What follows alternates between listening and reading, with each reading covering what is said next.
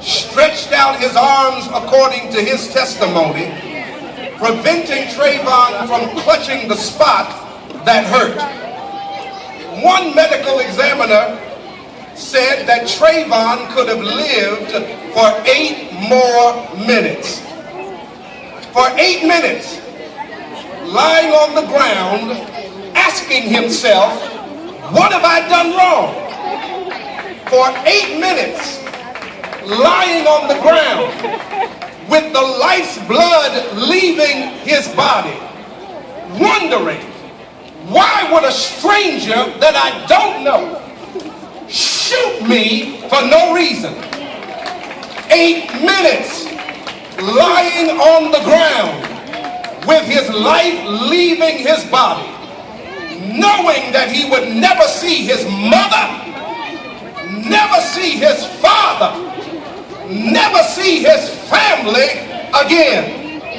8 minutes that none of us should ever forget as long as we live.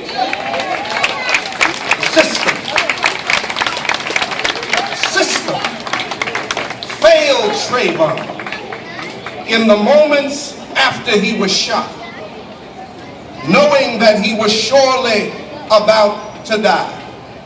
The system failed Trayvon when the Sanford Police Department decided that no toxicology, no forensics were necessary to be taken from George Zimmerman. The system failed Trayvon when those same Sanford officers apparently did not even value the body of this dead 17-year-old. To adequately canvass the complex to make sure that nobody was missing a teenage black son. The system failed Trayvon when he was labeled as a John Doe and his lifeless body spent the night alone in a morgue unclaimed. The system failed Trayvon when the man who the police found standing over the body of a dead teenager, a man who admitted shooting him, who still had the weapon in his possession, was taken in for questioning and then allowed to walk out of the precinct. Not arrested, not charged, not detained, but go home to his bed and sleep all night.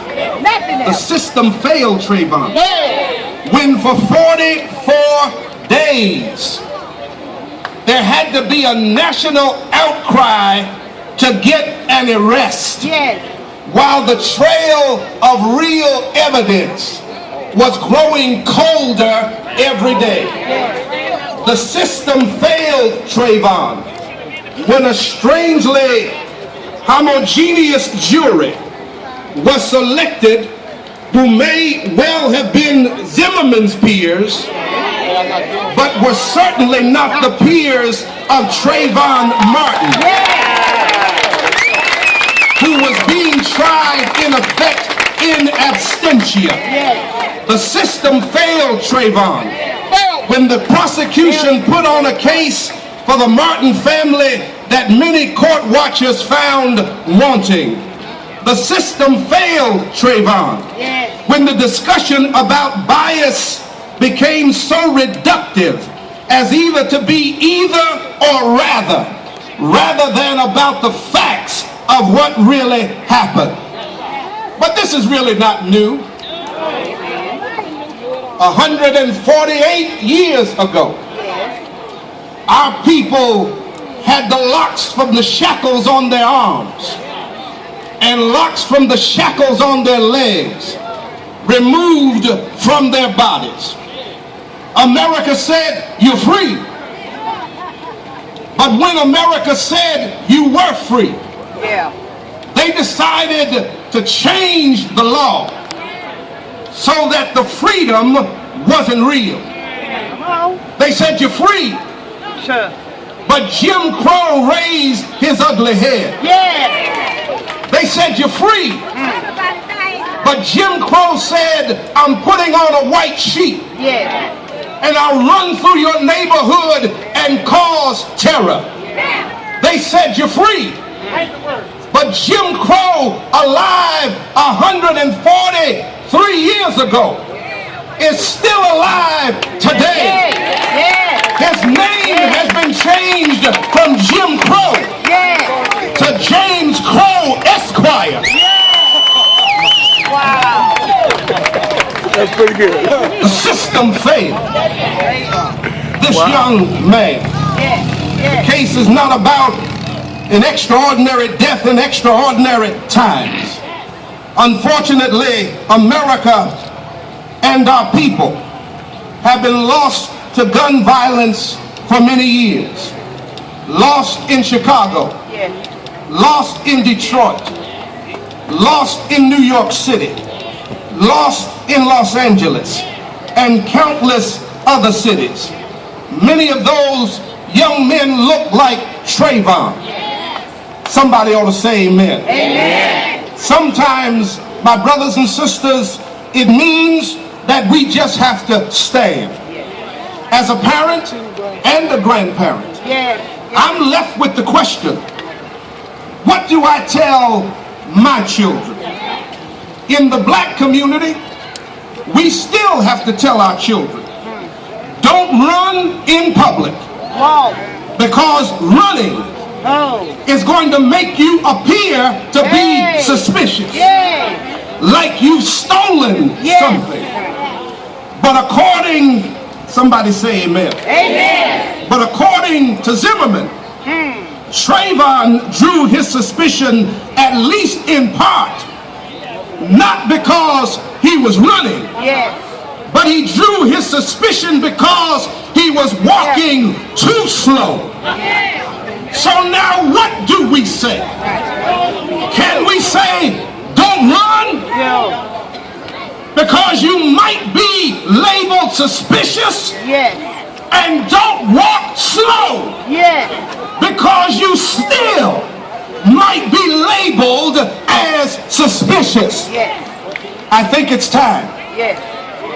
I think it's time for America to realize what President Barack Obama stated yesterday. The African American community is looking at Trayvon, at the killing through a set of experiences and history that does not go away. Today, the leaders of our rally and the members of the clergy and the NAACP are calling on Attorney General Eric Holder to bring charges of civil rights violations against George Zimmerman now. And we want the federal authorities to take steps to remove the Stand Your Ground law as a legal legislative bill in the state of Florida and 14 other states in the United States that have it on their books. This rally, as I close, is just the beginning. To address this issue to all of the pastors and leaders, we're calling for a forum this Thursday at 6:30 p.m. at Greater Friendship Baptist Church. In this forum, we intend to have our political leaders. We intend to have law enforcement representatives. We intend to have members of civil rights organizations. We intend to have members of the clergy.